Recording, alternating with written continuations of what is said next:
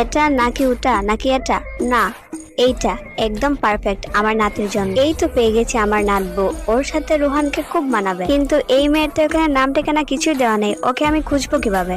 Good morning বড় madam, আপনার নাস্তার সময় হয়ে গেছে, দয়া করে এটা খেয়ে নিন। দেখতেছ না আমি আমার নাতবউকে খুঁজতেছি? ভালো একটা সময় এই বিশ্বকাপে নিয়ে আসছো কেন? কই দেখি দেখি মা। আরে এই মেয়েকে তো আমারও পছন্দ হয়েছে, তুমি তাড়াতাড়ি খুঁজ নাও সবকিছু। শোনো, যেভাবেই হোক এই মেয়ের অ্যাড্রেস খুঁজে বার করো। জেনির সাথে খারাপ ব্যবহার না করলে আজকে ও আমাকে ছেড়ে যেত না। সবকিছু আমার জন্যই হয়েছে।